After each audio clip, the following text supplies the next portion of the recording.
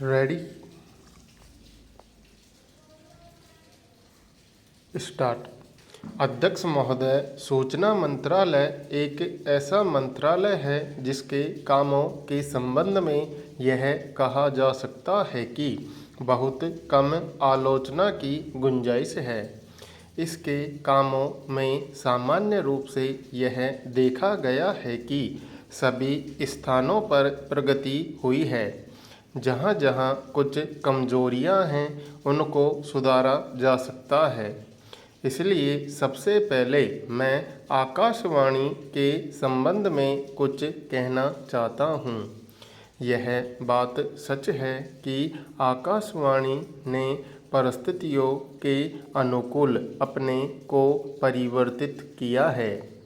जब हमारे देश पर संकट आया तो इस विभाग ने डटकर उसका सामना किया और परिस्थितियों के अनुसार अपने प्रसारणों को बढ़ाया। लेकिन मुझे दुख के साथ कहना पड़ता है कि इसकी भाषा नीति में अभी तक कोई परिवर्तन नहीं आ पाया है।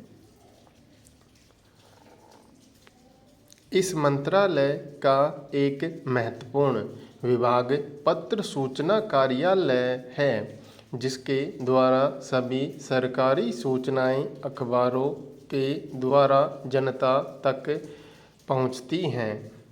अभी तक हमारे इस मंत्रालय का यह दृष्टिकोण रहा है कि इस देश की भाषा अंग्रेजी है और सब काम अंग्रेजी भाषा के माध्यम से होना चाहिए। यही कारण है कि इस विभाग से जो सूचनाएं प्रसारित होती हैं उनमें से अधिकांश अंग्रेजी में ही प्रसारित होती हैं, जिसके कारण देश भर में हमारी सरकार की बातें जनता तक नहीं पहुंच पाती। मैं अपनी इस बात की पुष्टि के लिए इसी मंत्रालय द्वारा प्रकाशित पुस्तिका में दिए गए आंकड़ों को प्रस्तुत करना चाहता हूँ।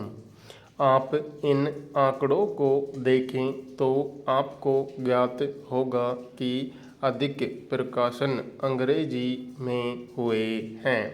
हिंदी या अन्य क्षेत्रीय भाषाओं के प्रकाशनों की संख्या बहुत कम है, जबकि इस देश में अंग्रेजी जानने वालों की संख्या 2% से अधिक नहीं है।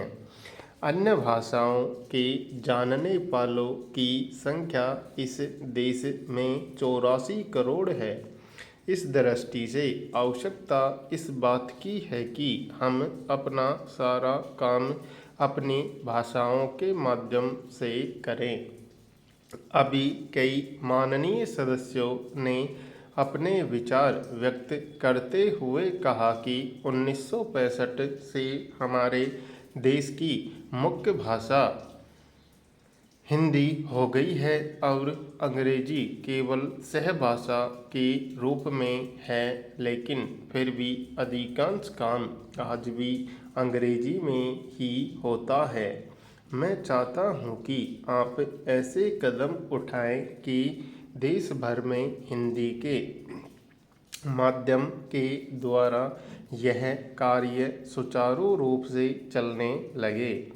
जो आंकड़े हमें दिए गए हैं उनमें बताया गया है कि पत्र सूचना कार्यालय के हिंदी विभाग में अपर्याप्त कर्मचारी हैं। अध्यक्ष महोदय, मैं मंत्री महोदय को बतलाना चाहता हूँ कि कुछ वर्ष पूर्व इस विभाग में अपर्याप्त कर्मचारी थे। इस दृष्टि से इस विभाग में हिंदी के काम में कोई प्रगति नहीं हुई। अध्यक्ष महोदय, आपके लोकसभा सचिवालय में हिंदी के काम में काफ़ी प्रगति हुई है।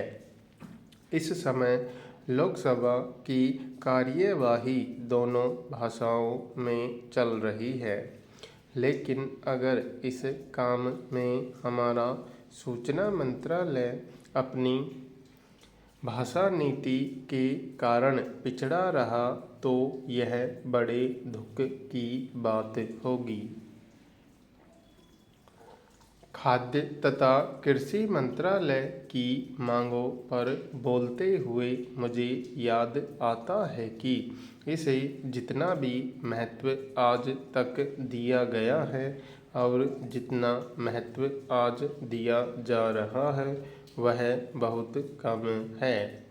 अभी अंतर्राष्ट्रीय व्यापार पर बोलते हुए व्यापार मंत्री ने बताया था कि निर्यात की आमदनी में कृषि का कितना महत्वपूर्ण योगदान रहा है। उन्होंने बताया था कि 70% निर्यात कृषि की वस्तुओं का हो रहा है और उसी के द्वारा हमें इतनी आमदनी हो रही है। इस दृष्टि से कृषि का महत्व और भी ज़्यादा बढ़ जाता है। उन्होंने यह भी बताया था कि यदि कृषि उत्पादन केवल 5% और बढ़ जाए तो निर्यात से हम 100 करोड़ रुपए के लगभग अपनी आमदनी को और ज़्यादा बढ़ा सकते हैं। इतना महत्व इसका होने के बावजूद भी मुझे बड़ा खेद है और सचमुच यह बड़े दुख की बात है कि आप कृषि के ऊपर जिसमें 100 करोड़ रुपया कमाने की क्षमता है 1 करोड़ रुपया भी खर्च करने के लिए तैयार नहीं हैं। मैं तो यहाँ तक कहूँगा कि जिसे हम औद्योगिक उत्पादन मानते हैं उस प्रकार का उत्पादन आज भी हमारे देश में नहीं हो रहा है। वास्तव में उत्पादन केवल कृषि से हो सकता है क्योंकि कृषि वस्तुओं से ही आपके दूसरे औद्योगिक संस्थान चलते हैं। यदि रुई देश में पैदा न हो तो कपड़ा कैसे बन सकता है? यदि मूंगफली देश में पैदा न हो तो वनस्पति घी देश में पैदा नहीं हो सकता।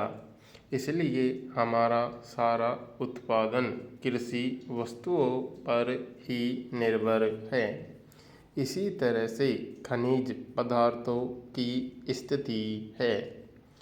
यदि खनिज पदार्थ निकालने पर ज़्यादा जोर दिया जाए तो उससे न केवल उत्पादन बढ़ेगा, हमारे उद्योगों को काम मिलेगा, बल्कि विदेशी मुद्रा भी बहुत बड़ी मात्रा में कमाई जा सकती है। हमारे देश में हर प्रकार की वस्तुओं का बहुत बड़ा भंडार हमारी भूमि में उपलब्ध है।